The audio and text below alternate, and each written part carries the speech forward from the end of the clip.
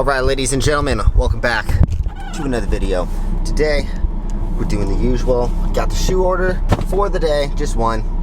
And we are going to be talking about Doordash not doing a good job at making drivers happy. And we're going to talk about some unfortunate realities, as we always do. I try to be as honest with you guys as possible. So if you guys haven't yet, make sure you smash that like button. If you guys enjoy the absolute honest truth. Some people don't want to handle the truth, or some people just can't handle the truth. They just want to, you're either going to be bitter or you're going to be better.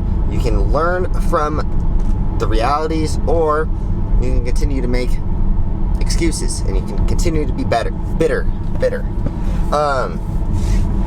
Man, I've been getting so many comments lately about DoorDash is basically treating us like shit.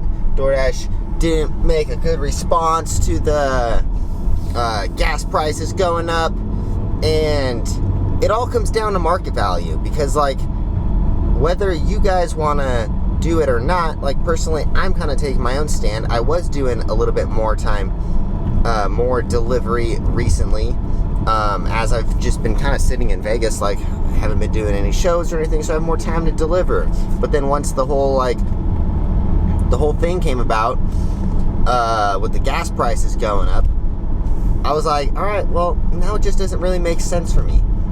And a lot of people, it doesn't make sense for them either. But unfortunately, they haven't really divided their options of, or at least they haven't looked for other options to do. They weren't prepared for when essentially this job goes to shit. And the unfortunate reality is DoorDash can get away with paying people less, and they are going to if they can get away with it. It's capitalism. It's how things work, you know?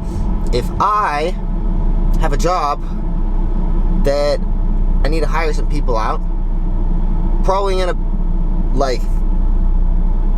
pay someone like the least amount I possibly can, especially if they're a new person, especially if they don't add an extreme amount of value to me. There's a big difference between people that I personally pay when we do shows. Some people make $500 a day, and some people make $1,000 a day. It's based on their experience, what they bring to the table. Have they worked for me before? I continue to reward people. I have one guy, his name's Dylan. He's like my main guy. He gets the absolute most I can pay him every single time. I don't even argue with it, because he does every single job, never complains about it. He adds a ton of value. He does all of our acts, and I use him for everything.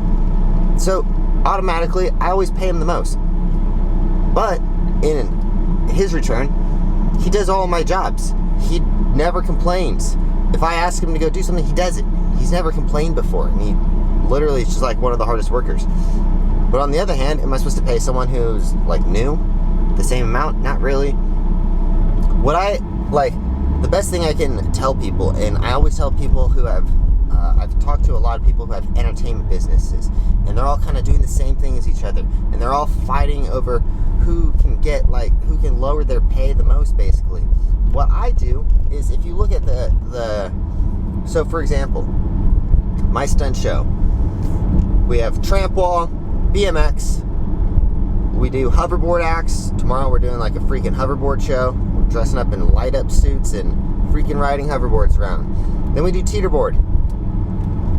Of those 4 things, and we do parkour. Of those 5 things, there's one company that does tramp wall in Las Vegas, and there is 0 that do anything else. So my market value is really high. I can get basically away with charging anything, you know, because they don't have any other options. And I relate it to Red Ocean, Blue Ocean from Blue Ocean Strategy. Are you going to be doing something that everyone else can do? And like anyone can go flip McDonald's hamburgers, right? Are you going to go do that because you're going to get a very competitive wage, and it's going to be as low as possible because they're looking because anyone can do it, right? Or are you going to go start a business or go do a job where not many people are willing to do it? Maybe, for example, my roommate hangs from freaking high wires. It's called rope access, I believe it's called. He hangs from like super high buildings where they're like hundreds of feet up in the air. I'm not doing that job. Hell no. And neither is 99% of the people watching this video. No one wants to go hang from high rises. So they make bank. So are you going to be doing a job that literally anyone else can do, or are you going to move into a field where there's less competition and you can get paid more? Because arguing over doing a job that is not going to pay you very well, because literally anyone can go do it and everyone wants to do it. It makes sense. A lot of people want to be Doordash drivers because there's a lot of freedom. And you can essentially log in and do it whenever you want. That's why I only really do it when it's perfectly convenient, because it's not enough money for me to like actually maybe save up literally anything. Like, you can't really save much while doing DoorDash. Maybe you can, but it's just kind of a dead-end job. So are you going to be bitter or are you going to be better?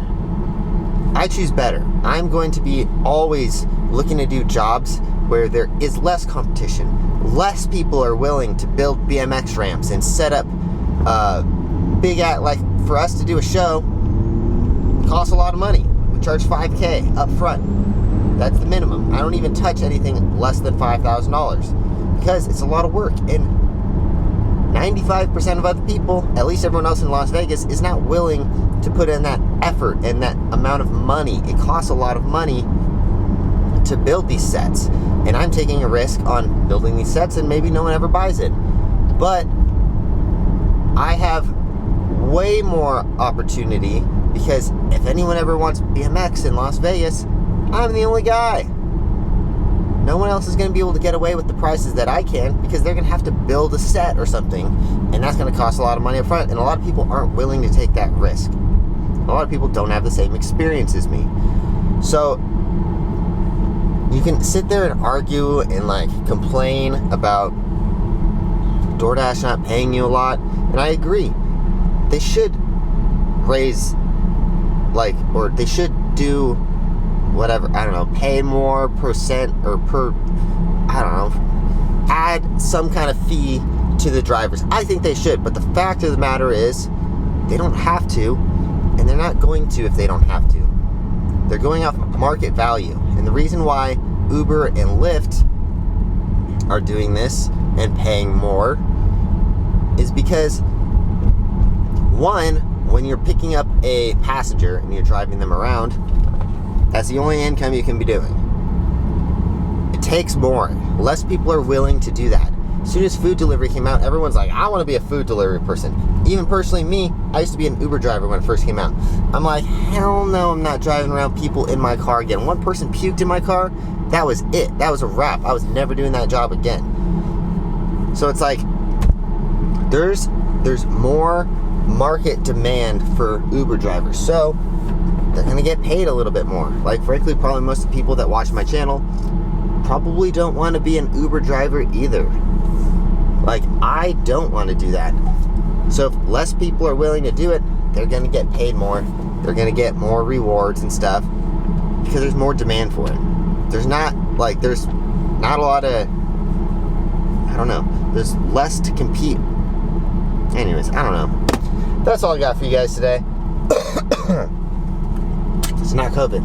I swear. Took a test the other day. Anyways, we'll see you guys in the next one. Let me know if you guys have any questions, what your opinions are on this whole thing. I know a lot of people are pissed off, but you just gotta live in reality. You can't live in the dream world, you know? The reality is, it is what it is, and you gotta kind of take the bull by the horns, you know? Be bitter or be better. Which one are you gonna be? Anyways, we'll see you guys in the next one. Thanks for watching. Peace, guys. Also, real quick, if you haven't yet, go to offaccessathletics.com. Use the discount code offaccesstanner for 30% off. And also, if you guys haven't yet, check out my dating podcast. It's already doing extremely well. I'm a little annoyed because some of the videos are already getting over 100 views, and we've only been doing it for a week. And I'm sitting here like, my freaking YouTube channel that I've been doing for 5 years barely cracks 500 to 1,000 views. And I don't know, but anyways, the channel's doing really well. I think there's a lot of really good information, especially if anyone's like single out there. I've been seeing some of you guys in the comments. I love it. It's also on Spotify, Apple, all that. So go check the dating podcast. It's called How to Not Suck at Dating. It's in the link in the description. The link is in the description. That's what I meant to say. We'll see you guys in the next one. Thanks for watching. Drive safe. Make that money. Peace.